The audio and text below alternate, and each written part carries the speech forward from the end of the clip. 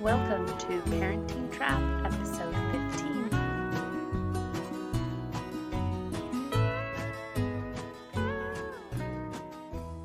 Okay.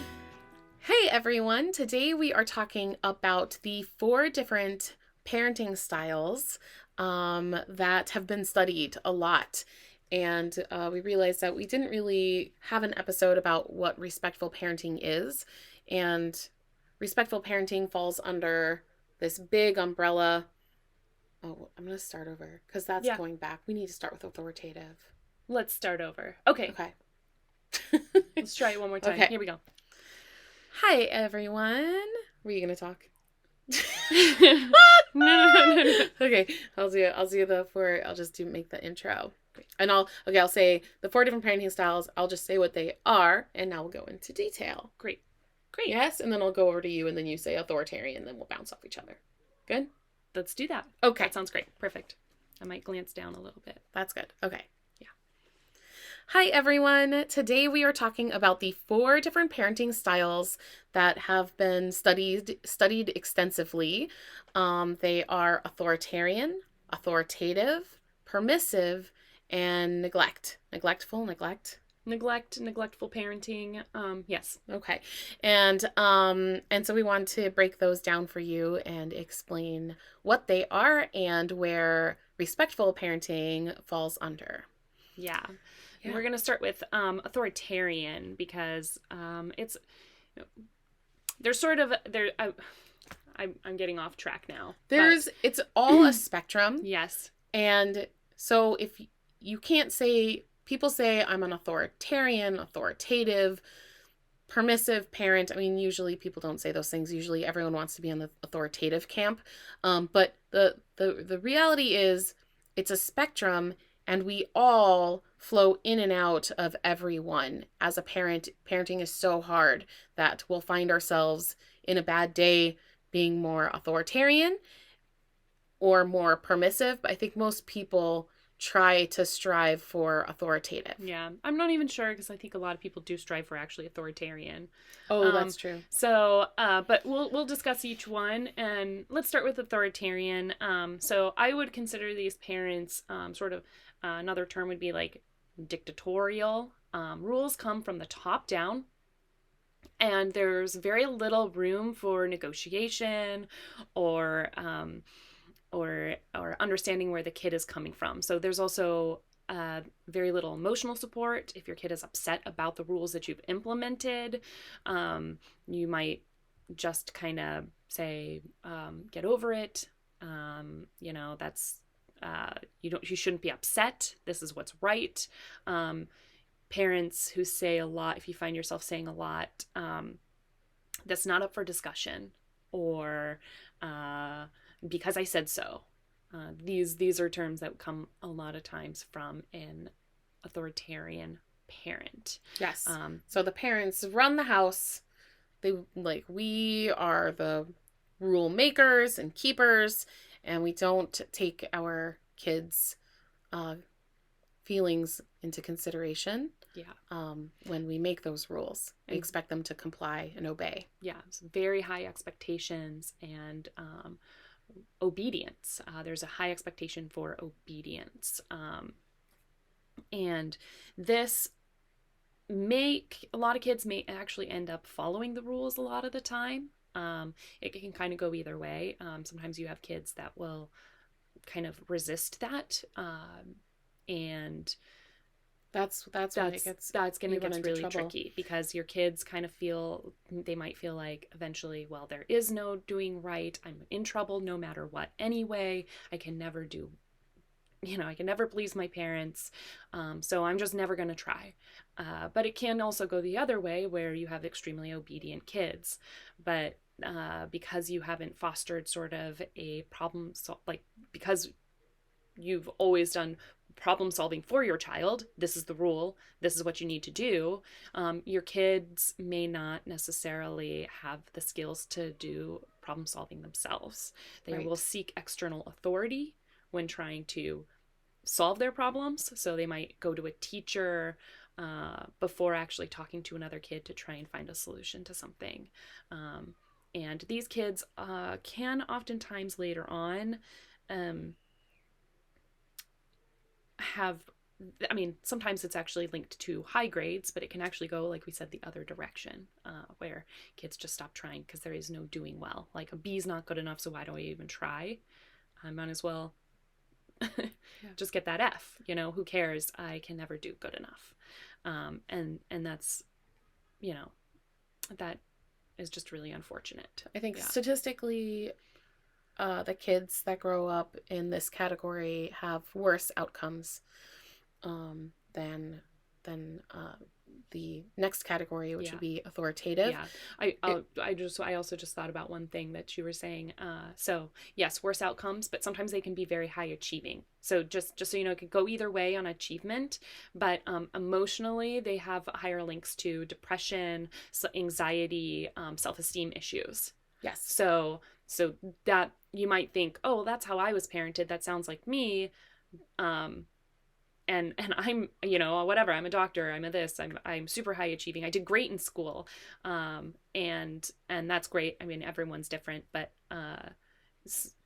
sometimes it can have these other sort of unintended consequences of self-esteem issues. So yes, just wanted to say that. Yes. But sorry, reminds me of, oh no, it's okay. It just reminds me of that documentary that came out, and it's going, I can't remember it. What is it? Three Identical Strangers. Did you see that? I didn't. You heard of it? I want to see it. It's awesome. I want to see it. It's such a good movie. It's so messed up. It was basically they took triplets and put them purposefully separated them at birth and put them into different parenting style homes. So they would find someone who was very authoritarian, someone that was very authoritative, and then I guess permissive. Yeah. And studied them over the years and never told them about each other. And then later in life, many of them ended up finding each other and then finding out that it was an experiment that happened here in the US. Yeah. And that's so wild. It definitely, it's a good movie. Wow. Yes. Which obviously, I mean, this is one of the reasons it's hard to research these things, is we can't, it's very unethical to run these experiments. So we'll just kind of leave it there. We kind of need to experiment by, voluntary and observation, which can make research in obviously the psychological fields very difficult. But... It does, yes. Anyway, so authoritative. This is where we fall under. This is the parenting style that has the best outcome statistically, and where I would consider respectful parenting to fall under. So this is, it's still pretty high structure. So there are still rules and lots of, rules, pretty high expectations, but high amount of emotional support. And parents, when they have rules, they will explain what the rules are and why they have these rules. So it's not just because I said so. There'll be more of an explanation as to, well, I can't let you do this because, right? And, they will also be more open to taking the kid's input. So if a kid is wanting a rule to be different, you might actually sit down and discuss that with the child, tell them why it can't be, or maybe actually say, well, I see why that's not working for you. Let's find a solution that works for us. So it's more collaborative and more trying to actually sort of nurture the kids in these problem-solving skills. Like we said before, problem-solving skills aren't necessarily great in the authoritarian camp, but authoritative parents will actually try to negotiate with their children a little bit more and allow their kids to change the rules if they think it's reasonable. Mm-hmm. And obviously, I think we can see how that would help a kid develop those skills. Yep. Be more empathetic to the kid's response to a rule that they don't like, but not necessarily change that rule. So you can say, oh, I can see that you really wanted that cookie before dinner, but we can't have it. And it's empathizing with them, but not necessarily giving in. Yeah, absolutely. So these kids, oftentimes it results in good problem solving skills. The key here is consistency. Okay, the key here is really consistency. And if you're constantly changing the rules from day to day, then that's going to be confusing for the kid. And because you might think, well, sure, I'll explain my rules, but if they're changing day to day, how can your kid possibly live within these borders that are kind of constantly wavering? And this is hard. I mean, it is actually pretty hard to implement because it takes a lot of patience and self-control and trust in your kid that they are going to make good decisions and that they are capable of giving you input on family choices from like. So yeah, it takes more time. It takes a lot of time. It takes more time initially because you have to do more work sometimes to find these creative solutions that work for everyone and to listen to everyone in the family and take their needs into consideration. That takes a lot more work, but I would say in the long run, it is easier. It becomes easier because your kids know that what you say, you do what you say you're going to do. So then making limits becomes easier. It's just so hard. It's so hard to keep up at the beginning. yeah, definitely. And I'm looking at my notes down here because, oh yeah. So and these parents they can sometimes use punishments. Authoritarian, that first type of parenting uses punishments pretty often, grounding, timeouts. They might take something away like dessert or something if the kid's done something wrong. Authoritative, this parenting style will use punishments sometimes, but they tend to focus more on rewards. And we have talked about the fact that we don't agree with rewards, but I do want to mention that's not an authoritative. It's authoritative still if you do use kind of, sometimes they'll use timeouts maybe, but I don't agree with that. And rewards for sure. So, I'll give you, I'll give you an extra big piece of cake if you, come inside right now instead of waiting 10 minutes or whatever. But it is possible though to do authoritative parenting without any of those coercive or manipulative techniques. Yes. And I just wanted to say that does exist there because you may have heard us say that we don't believe in punishments or rewards and think that you can't do authoritative parenting without that, but it does exist. So you may still be an authoritative parent if you use those techniques. Yes. I just wanted to clarify that. So, and then the next kind of parenting is a permissive parenting. And this kind of parenting is interesting because there's almost no expectations and very few rules. The rules that exist are really mostly about safety, I would say. Yeah. And even then, some of those may even be, you might think that you have a rule, and then when your kid starts doing something, you go, actually, I don't know, that's totally fine. So they're very willing to kind of make exceptions and reluctant to enforce any rules. Well, it's very hard to enforce rules and enforce limits with kids. So it's easy to slip into that. And I think all parents float in and out of all these, and whether, like, depending on how often you're in one camp kind of defines what kind of parent you are. But I think every parent is going to have permissive moments and authoritative moments and authoritarian moments.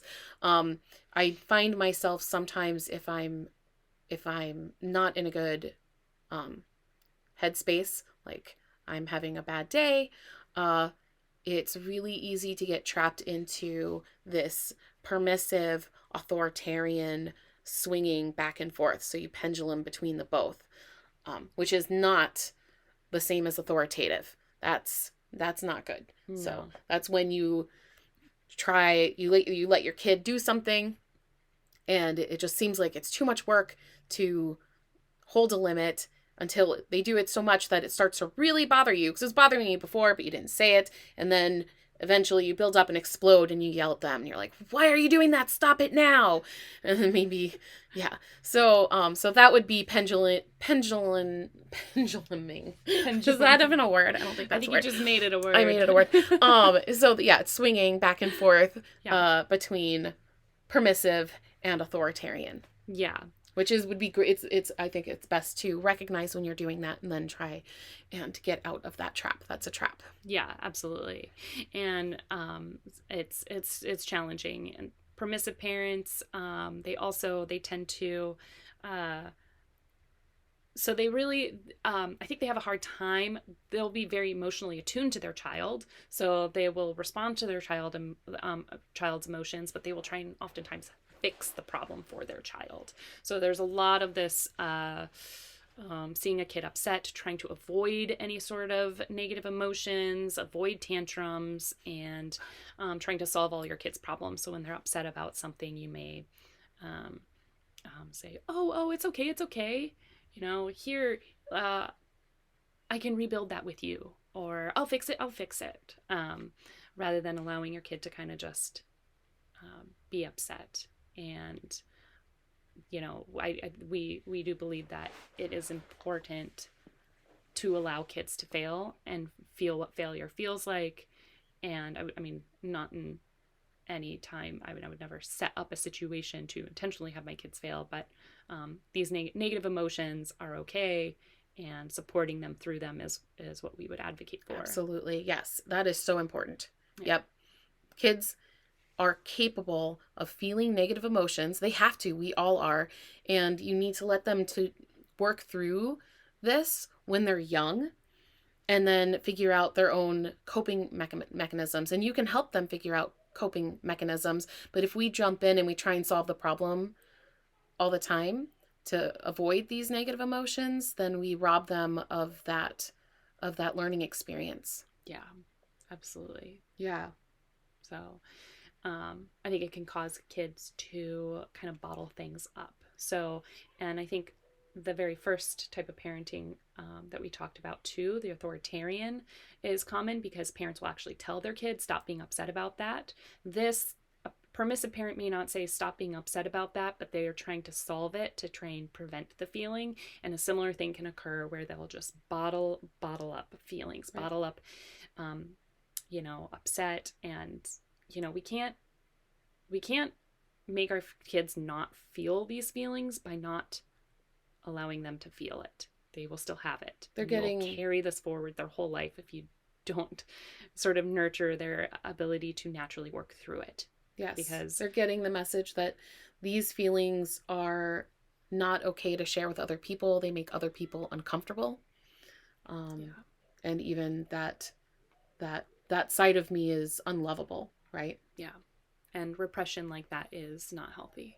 Yeah. So, Now the last parenting technique we're going to talk about here is neglect. And it sounds kind of self-explanatory. Yeah. These parents, they don't have really any rules at all. Neglect is permissive, but without the safety rules, and even not, I think neglectful parents a lot of them don't even necessarily take the kids' feelings into consideration, whereas permissive parents often do. Yeah, absolutely. So permissive parents will still be kind of emotionally attuned to their child. They'll see that their kid, they might not necessarily get it right all the time, but they'll see that their kid's upset and try and, step in and fix that. Neglectful parents don't even respond to the emotional aspect of the child. So it's very emotionally unattuned. Also, they're very little rules based. So they might provide just the very basic needs for their children.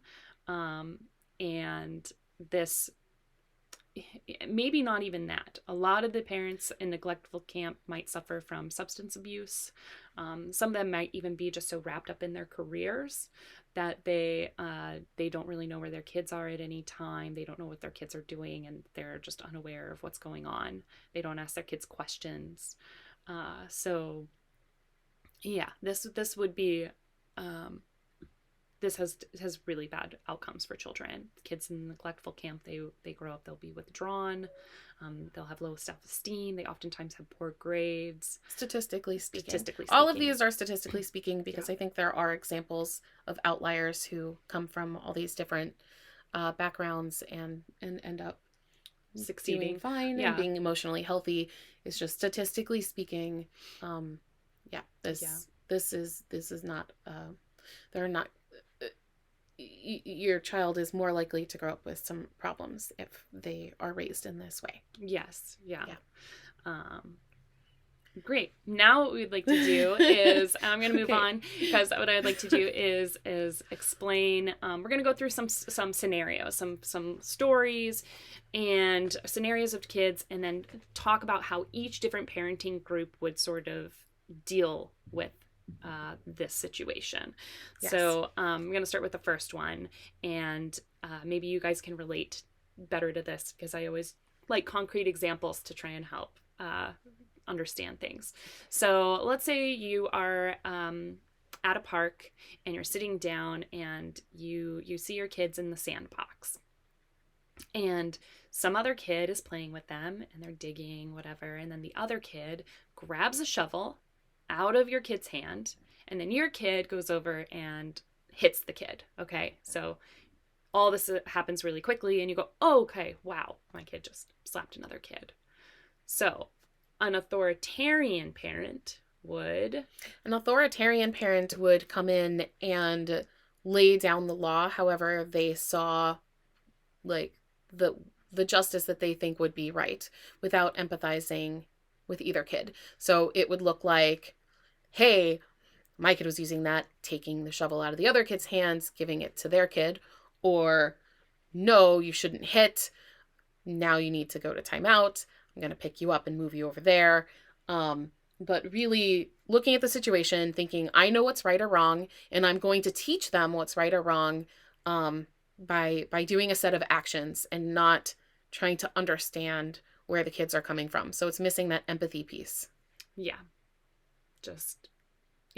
Perfect. Yeah? Yep. Okay. Authoritative parenting. Authoritative parenting can look a lot like authoritarian parenting in the actions you do, but it's not the actions that are different, it's the delivery. So an authoritative parent might still say, I need to take you to timeout because you hit the other kid and you're not being safe with your body, but it wouldn't be delivered in such a harsh way, and there might be more empathy about why that was done. However, you and I don't believe that should be handled in that way. Right. No. And so my authority, you want to talk about the way we would handle it as an authoritative, respectful parent? Yeah. So I might walk up and I would say, oh, I see they took that toy from you and you're upset. I'm going to move you because I don't want you to hit them again. So you might actually move them and remove them from the sandbox. You might just move them a few feet. And you'd say, I see you're so upset. You wanted to use that shovel. Yeah, they took that shovel. That's very upsetting. And you would see that what's happening for that kid is, they were acting impulsively, which is why they hit. So I wouldn't punish them for hitting, and I wouldn't make them feel guilty, like, look at what you did to that kid. No, I would just sort of try to support them emotionally, keep them safe, and when they were ready to go back and play, I would bring them back over to the sandbox and maybe stay close to make sure something like that doesn't happen again. Yeah. And if they're safe, I don't even think you necessarily have to move them, because when they're that little, it's pretty easy to block hits and make sure everyone stays safe. So I might let them stay right there and cry and just support them through it. And it's amazing how many times when you sportscast this, some of it's sportscasting, some is empathizing, some is sportscasting, because you can say, I see you really wanted that shovel, and they have the shovel right now, they're playing with the shovel, and so you can kind of just observe, like, say what you are observing, and oftentimes that kid that took the shovel to begin with will see what's happening and see the other kid crying, and then they'll start to feel bad. Like, I see this, and then the kid is like, oh, like, they even realize that they are so absorbed in themselves that they just wanted that shovel, they took it, right? They didn't, and then they might have even heard the crying, but didn't think it had anything to do with them. We're talking about young children here, like 1, 2, 3-year-olds. And when you say that, oftentimes they look up and they're like, oh, that's what this is about. And they'll see the face of the other kid and hear them crying. And they so often give it right back. Yeah. And then you've like, there's so much more that they learn from that experience than just coming in and saying, I know it's right. You need to give that shovel back, or you need to stop crying, or don't hit. I mean, those things just make the kids feel like, you, and then, you needed to tell me what to think. The other one is you're just empathizing with them and letting them figure out everything on their own. Yep. Yeah. Absolutely. That's great. And it's tough, difficult, and it's nuanced. But the more you kind of practice it, the easier it gets, and the more you kind of try and see from the kid's perspective. And, from each, there's 2 kids in that situation, and, one kid is having one experience and the other is having another. And you as a parent or a caregiver is to support your child emotionally first in that situation. But, if some other kid is actually upset, you can help them as well. And you do the same thing. You're not taking sides. You're not favoring one or the other. Right. But, anyway. Yep. So the next one would be how a permissive parent would... Okay. So are we talking about my story now? Oh, we could. Yeah. Never mind. We're doing still permissive. One. Oh, the sandbox. We're still talking about sandbox. Yeah. Oh, yeah. So permissive parent. How would a permissive parent handle that? And I would say they would probably go into it and try and solve the problem, and say, "Oh, are you sad? Look, here's another shovel. Oh, don't look. There's 2. Don't be upset. We got 2 shovels. You can have one too." Yep. Or they might try and tell the other kid, you know what? Johnny here was playing with that, and you took it. You need to give it back, and would try and ask that they give it back because that's what seemed just. But, they might even acknowledge if there was a hit, like, oh, we don't hit in this house, we don't hit, and that's a whole nother thing. But they might say that we don't hit, and kind of acknowledge that, like, oh, we don't hit, don't do that.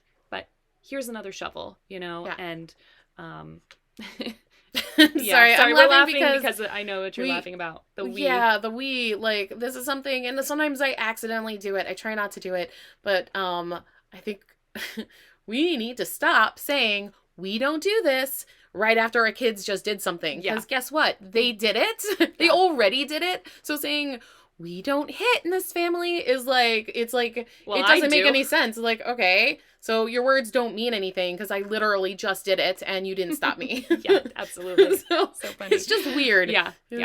But that was just my example of trying to think about what a permissive parent might say. Yes, of course. And I hear it all the time. Yeah. I hear it all the time because you don't want to be accusatory, like, you don't hit, right? So a lot of times permissive parents don't want to throw that blame on the kid. Yeah. But then they're saying something that just doesn't make sense. Right. It's not true. It's not true. Yeah. And kids know it. They're like, all right, I guess you don't, but... Yeah. A more useful thing would be to say, I'm going to stop you from hitting, or I won't let you hit again, or I'm not going to let you hit if you could stop it in advance. So yes. We'll just leave that there because that is probably a whole episode of phrasing of things, the way we phrase things to our children. Yeah. So then what would a neglectful parent do? This one's, I think, they might sit back and see all this transpire and then just be like, oh. Kids will be kids. They'll figure it out. They'll figure it out. Or they might not even notice that anything happened at all. Right. If they're even there watching. They might think that, well, that kid took the shovel, so they deserve to get hit. And yeah. Yep. That's it. Done. Consequences. Learn from it. Yeah. Yes. So there's that. I think, so another example, we're going to bring up another example is, all right, let's say it's movie night. We had movie night. Oh, yeah. Last night. We did. And let's say you're about to sit down and you're trying to select a movie and your 2 kids or 3 kids or 4 kids, they all have a different idea of what movie they want to watch. So an authoritarian parent might say, we're watching this. I've decided this is what we're going to watch. So no really input, no real input from the kids. They might also instead say, well, we're not going to watch a movie until you guys can decide. Till you guys figure it out then. You guys figure it out. With no help or aiding from the parent, they might even walk away and come back 10 minutes later. Have you guys decided what to watch?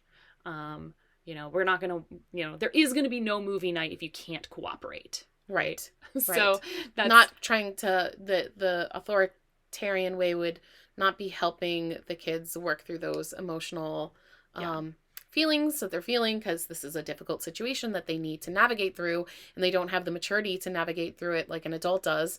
And so if we can help guide them, that's better. So that would be the other way, right? But authoritarian parenting doesn't really take the time to do that piece. Yeah, to acknowledge sort of the emotions that might be building up between one another. So, it's... And figuring out a cooperative solution.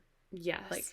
Just all right, deal with it. Deal with it. Mm-hmm. And it might seem like you're trying to help your kids be cooperative by just leaving it in their lap, but really what's going on is you're threatening withholding the movie night, and there's not a real...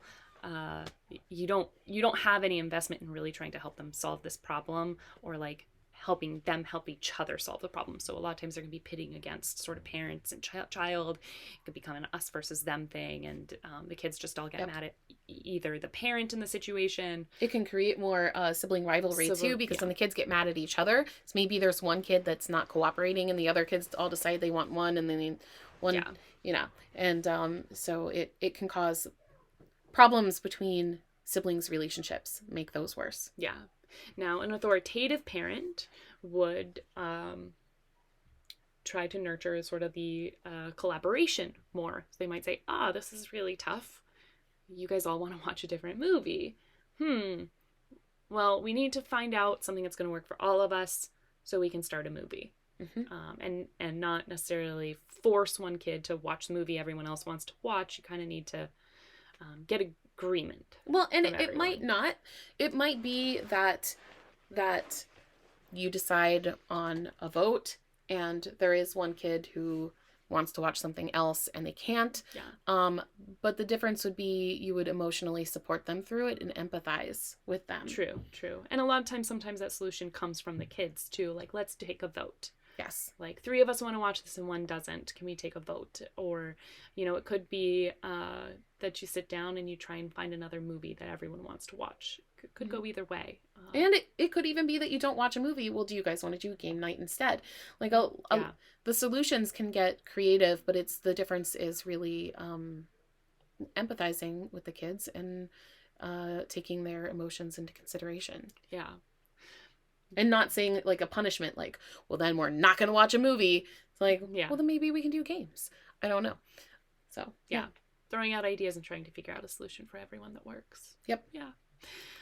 Permissive parents would say it. Yeah. So permissive parents might do something like if there's multiple TVs, you might say, oh, okay, well, we can watch one movie in one place, one in another.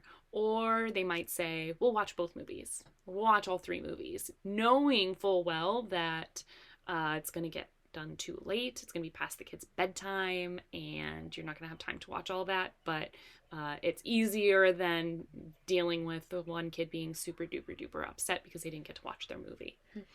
So that would be permissive. And then trying to avoid negative feelings at all costs, right? Yeah. And that being said, the authoritative could also maybe do multiple movies. Well, we want to watch 2 movies tonight, and the kids would make a good case, and the parent would decide, well, it's going to be too late to do that. And the kids might say, but we don't have school tomorrow. It's Saturday or whatever. And they'll, we don't have a big day planned or whatever it might be. And the parent go, oh, okay. So, those solutions, again, could kind of come from, could look like either many different parenting styles. It's just like how you get there is really the difference. Right. Are you doing that because you are avoiding the negative emotions, or are you doing it because the case was made and it sounds like a reasonable solution to everyone? So yeah, we'll do it. yeah, it's this is a spectrum. It's a spectrum, and we all go through all of them. So all the time. Yeah. Yeah. And then neglectful. This one's. I was gonna tell a story about this. Because I had there was a time where I did a neglectful parenting thing, and I had surgery on my ankle, so I couldn't walk, and I was on crutches. My oldest was 3 at the time, and I think my youngest was napping when this was happening. And I didn't realize it, but the front door wasn't latched shut. It was closed, but it wasn't latched. And he went over to the door and just pulled it open. We had one of those things on the door handles that made it so he couldn't turn the door handle very easily. So he normally couldn't get out, but because it wasn't latched, he could.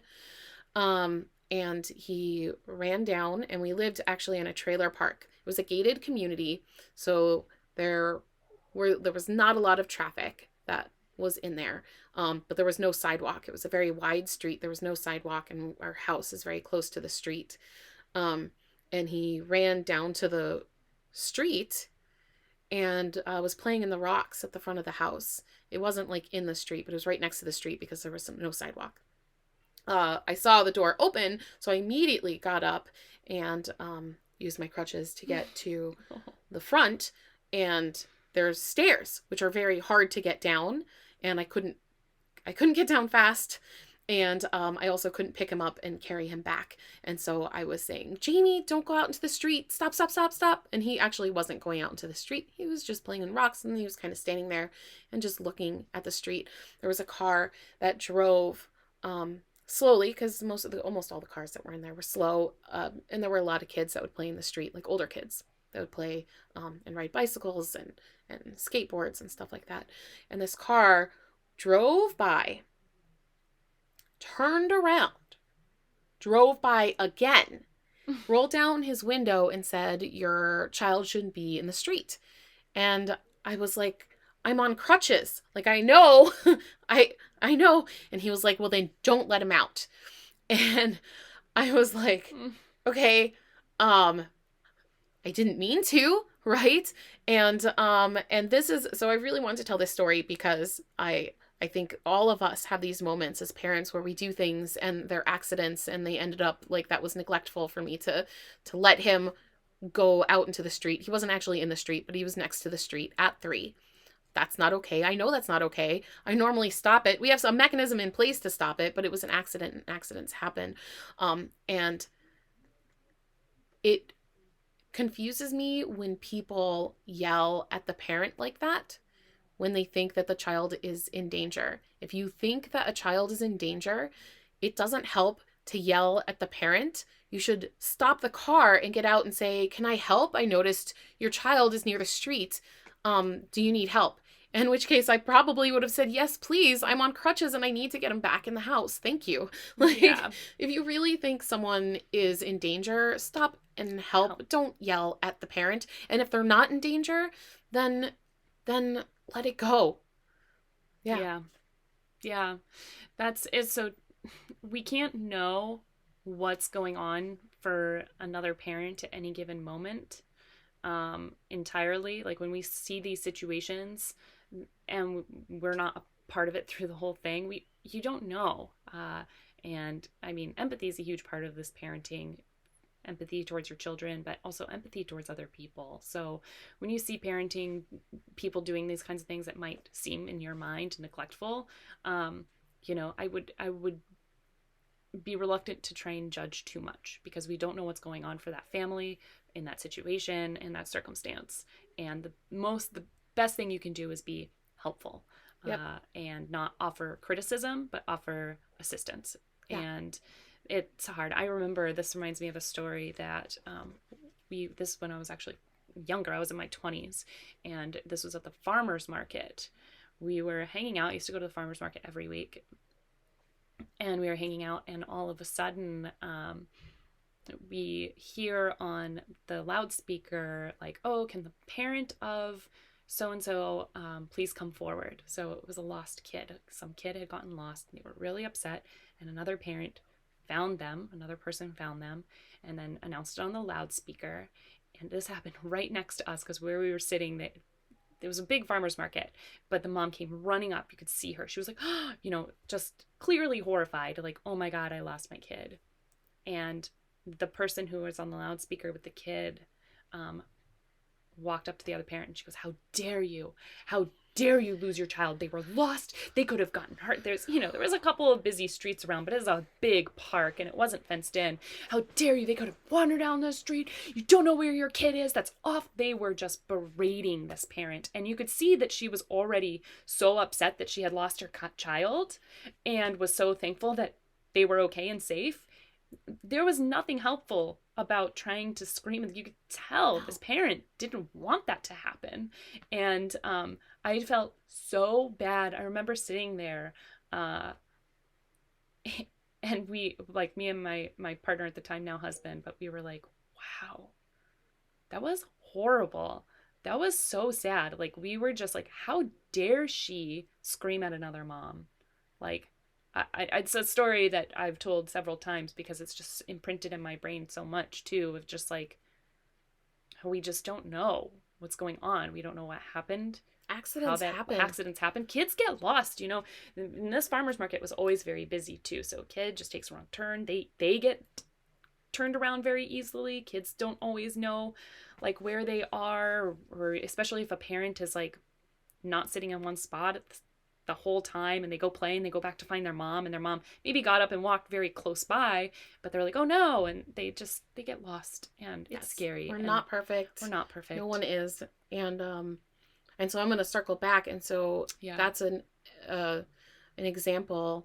The one with the crutches, that was an example of me being neglectful. I was absolutely neglectful in that circumstance.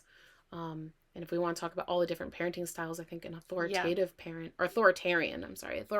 parent would probably yell at the child, spank them, or punish them in some way, and try and prevent them from doing that in the future. Get back in here right now. How dare you? Got lots of whoops. Sorry about that. And I think that the problem with that is the child learns to fear the adult. They don't understand what they did was wrong. What they understand is that their parents are scary sometimes. So often they will try and do these things without they'll learn to be more sneaky about it. Yeah. They're afraid that they're going to get in trouble with something. They will lie. Yeah. They will lie, be sneaky, try and do it without the parent noticing or knowing that it's happening. So it might work, but a lot of the time it does not work. It might work in that moment. It might feel like it's working short term, but in the long run, I don't think it works so well. Yeah. So then there's the authoritative method, which would be you prevent it from happening, which I actually tried to have with the doorknob, but accidents happen. So then I did turn authoritative because eventually, I forget what happened. I think you came up and I was like, Jamie, I need you to come up here. It's not safe for you to be by the road by yourself. And I really couldn't get him. And then we had to talk, and I was just said, this is really scary. If you ever want to go outside, let me know. And I made sure that to latch the door from then on. I was more careful about closing the front door. That makes sense. Then Permissive parent would just say, oh, that happened. Come in, probably, because it would be, if it's a dangerous situation, they'd say, come in. They want them in. But they might not acknowledge that it was, the intensity of the situation, or even have that talk with their kid necessarily, or even put up, try to figure out a solution for future. Try and prevent it in the future. Although they might, I don't know. Maybe. I think maybe a permissive parent would, try, I was going to say, if they were fearful that the child would get upset, figure out a solution that won't upset the child. Yeah. So. Yeah. And then neglect probably maybe wouldn't even notice that any of this had transpired at all. Right. Or didn't know that it happened and doesn't take any, Gosh, my brain is not working. No recourse, nothing. They don't try and prevent it in the future. Yeah. Right. It's kids will be kids. I'm not gonna. Right. Yeah. So this seems to be a common theme in the neglect. Oh, I don't know. So, right. Yeah. So I hope this was helpful. There's a lot of good resources out there though on the 4 different parenting styles if you're curious about learning any more about that, or if you're curious about where you lie. And if you're interested in understanding more about the authoritative style and more specifically the respectful parenting, that's what we're here for, because we are a very small subset in that big camp. And we want to address that more in the future, but we thought it'd be helpful to give this sort of baseline so you guys know what we're talking about, because we've already thrown these terms out a bit, and I don't want to confuse people using these terms if you're not familiar with them. So, yeah. Awesome. If you guys have any questions, you can send us at questions@parentingtrap.com. Like and subscribe, please. Yes. And yeah. Tell your friends. Comment below. If you found this helpful, send it over to one of your friends if you think they might find it helpful, or one of our other ones. Share it and get the word out that we're doing this. So it'd be helpful if you'd like that. Thanks a lot. Thank you. Bye.